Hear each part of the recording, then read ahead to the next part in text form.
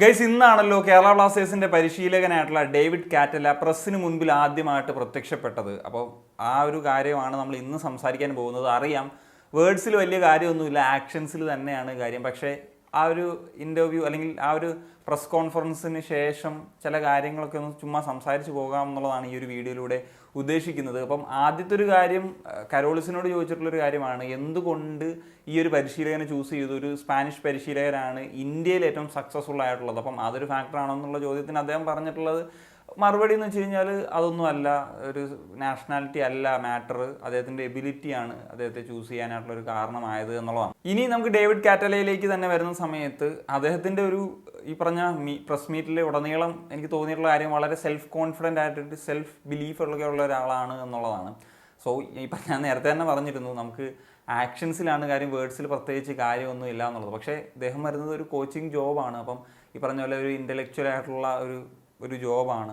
അപ്പം മാനേജ്മെൻറ്റ് അല്ലെങ്കിൽ അദ്ദേഹത്തിന് ടാക്റ്റിക്കലി എത്ര മികച്ചതാണ്, അല്ലെങ്കിൽ ഈ പറഞ്ഞ ഈ കോൺഫിഡൻസ്, ഇതൊക്കെ ഒരു ഫാക്ടറാണ്. കാരണം ആ മത്സരത്തിൻ്റെ എല്ലാ പ്രഷറും ഇതെല്ലാം ഹാൻഡിൽ ചെയ്യുക എന്ന് പറയുന്നൊരു ഫാക്ടർ ഉണ്ടല്ലോ. അപ്പം ഈ ഒരു കാര്യം വെച്ചിട്ടാണ് ഞാനിത് പറഞ്ഞത്. അദ്ദേഹം ആദ്യം ഇവിടെ വന്നിട്ട് ഒരു ചേഞ്ച് ചെയ്യാൻ ഉദ്ദേശിക്കുന്ന ഒരു കാര്യം എന്ന നിലയ്ക്ക് പറഞ്ഞത് പ്ലേയേഴ്സിൻ്റെ ഒരു മെൻറ്റാലിറ്റിയിൽ ഒരു ചേഞ്ച് വരുത്തും. കാരണം അദ്ദേഹം തന്നെ പറയുന്നുണ്ട്, പ്ലേയേഴ്സ് ഒരു ഡിസപ്പോയിൻറ്റഡ് സീസൺ കഴിഞ്ഞ് വരുന്നത് കൊണ്ട് തന്നെ മൊത്തത്തിൽ അവർ മെൻ്റലി ഡൗൺ ആയിട്ട് നിൽക്കുന്ന സാഹചര്യമാണ്. അപ്പോൾ അതിലൊരു ചേഞ്ച് വരുത്തുക എന്നുള്ള ഒരു ഫസ്റ്റ് സ്റ്റെപ്പ് എന്ന നിലയിൽ തന്നെ അദ്ദേഹം പറഞ്ഞിട്ടുണ്ട്. അതാണ് ഞാൻ ആദ്യം പറഞ്ഞിട്ടുള്ള ആ ഒരു ഫാക്ടർ. അത് ചിലപ്പോൾ ഒരു പോസിറ്റീവായിട്ട് വന്നു കഴിഞ്ഞാൽ, പ്ലേയേഴ്സിനെ ഒരു മെൻ്റലി അത് ഹെൽപ്പ് ചെയ്ത് കഴിഞ്ഞാൽ അത് ചിലപ്പോൾ ഒരു ചേഞ്ച് വരുത്താൻ സാധിക്കുന്നു. പ്ലേയേഴ്സിനെ പറ്റിയിട്ട് അദ്ദേഹം അങ്ങനെ വളരെ കാര്യമായിട്ടൊന്നും പറഞ്ഞിട്ടില്ല. അതിനുള്ളൊരു കാരണം എന്ന് വെച്ച് കഴിഞ്ഞാൽ വളരെ കുറഞ്ഞ ട്രെയിനിങ് സെഷൻസേ കിട്ടിയിട്ടുള്ളൂ. ഇനിയുള്ള ട്രെയിനിങ് സെഷൻസും സൂപ്പർ കപ്പും ഇതൊക്കെ വിലയിരുത്തിയിട്ടായിരിക്കണം ഒരുപക്ഷെ അദ്ദേഹം ഏത് തരത്തിലുള്ളൊരു പ്ലേയേഴ്സിനെയാണ് അദ്ദേഹത്തിന് വേണ്ടത് എന്നുള്ള ഡിസിഷൻസിലേക്കൊക്കെ പോകാൻ. ഇപ്പം ഫോറിനേഴ്സ് ആണെങ്കിലും അല്ലെങ്കിൽ ഇന്ത്യൻസ് ആണെങ്കിലും ഒക്കെ ഇപ്പം പല പ്ലേയേഴ്സിൻ്റെയും കാര്യങ്ങളൊക്കെ ചോദിക്കുന്നുണ്ട്. ഇപ്പം അത് കരോളിസിൻ്റെ അടുത്താണ് ചോദിച്ചത്, പിന്നെ ഇന്ത്യൻ ആൻഡ് ഫോറിൻ പ്ലേയേഴ്സിൻ്റെ പ്രധാനപ്പെട്ട താരങ്ങൾ വിടവാങ്ങുന്ന സാഹചര്യത്തെയൊക്കെ പറ്റി. അപ്പം അത് മിക്കവാറും ഈ ഒരു സാഹചര്യത്തിലായിരിക്കും കോച്ച് തീരുമാനിക്കുക. അപ്പോൾ അതിൽ നിന്നൊക്കെ ആയിരിക്കും ഒരു ഡിസിഷൻസിലേക്കൊക്കെ പോകുക എന്നുള്ളതാണ്. പിന്നെ കറ്റാല പറഞ്ഞിട്ടുള്ളൊരു കാര്യം എന്തെന്ന് വെച്ച് കഴിഞ്ഞാൽ, അദ്ദേഹം വളരെ ഡിമാൻഡിങ് ആയിട്ടുള്ളൊരു കോച്ചാണ്. അപ്പം അദ്ദേഹത്തിന് ആവശ്യം എന്ന് വെച്ച് കഴിഞ്ഞാൽ 100% ആ ഒരു കമ്മിറ്റ്മെൻറ്റ് ഉണ്ടാകുക എന്ന് പറയുന്നത്, അദ്ദേഹം ഇൻ്റർവ്യൂവിൽ ഉടനീളം പലവട്ടം ആ ഒരു ഫാക്ടർ പറഞ്ഞിട്ടുണ്ട്. അപ്പം നമുക്കറിയാം, നമ്മൾ പലപ്പോഴും ഈ പറഞ്ഞ ഒരു കമ്മിറ്റ്മെൻറ്റ് ഇഷ്യൂസ്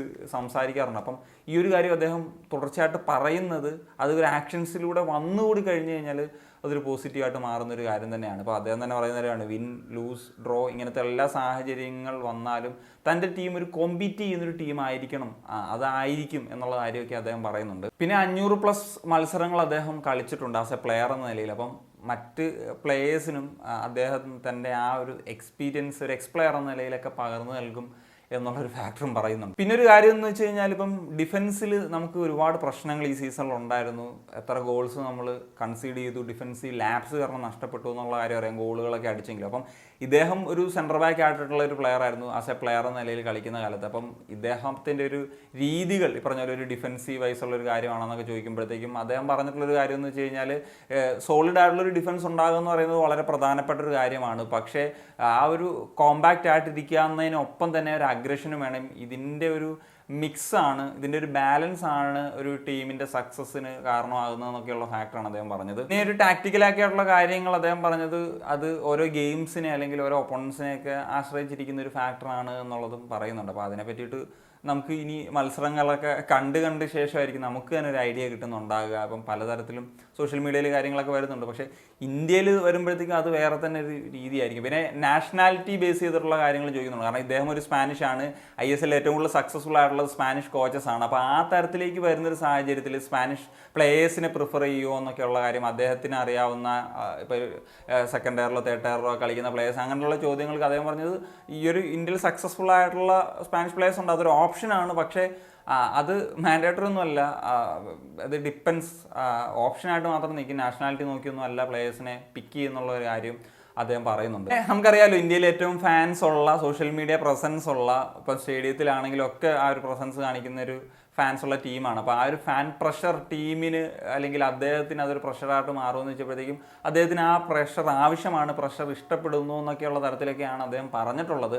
എന്താണെങ്കിലും ആ ഒരു ഇപ്പം പറഞ്ഞല്ലോ ഫാൻസിൻ്റെ ഒരു പവറൊക്കെ ഉപയോഗിക്കുക എന്ന് പറയുന്നത്, ഇപ്പം ഇവാനാശാനൊക്കെ അത് ചെയ്തിട്ടുണ്ട്, സ്റ്റീവ് കോപ്പലൊക്കെ അത് ചെയ്തിട്ടുണ്ട്. അപ്പം അങ്ങനത്തെയൊക്കെ ഒരു കോച്ചാകും. ഇപ്പോൾ അദ്ദേഹം ആ ഒരു കാര്യം പറയുന്നുണ്ട്, അത് ആക്ഷൻസിൽ ഞാൻ എപ്പോഴും എടുത്തെടുത്ത് പറയുന്നു. കാരണം വേർഡ്സ് മാത്രം പോരാ, അത് ആക്ഷൻസിലും കൂടി പ്രാവർത്തികമാക്കുമ്പോഴാണ് നമുക്ക് അത് ഗുണകരമായിട്ട് മാറുക എന്നുള്ളതാണ്. അപ്പം ഞാൻ പറഞ്ഞല്ലോ, ഈ ഒരു പ്രസ് കോൺഫറൻസ് കേട്ടതിന് ശേഷം എനിക്ക് തോന്നിയിട്ടുള്ള ചില കാര്യങ്ങൾ മാത്രം ഒന്ന് ഡിസ്കസ് ചെയ്തു എന്നുള്ളത് മാത്രമേ ഉള്ളൂ.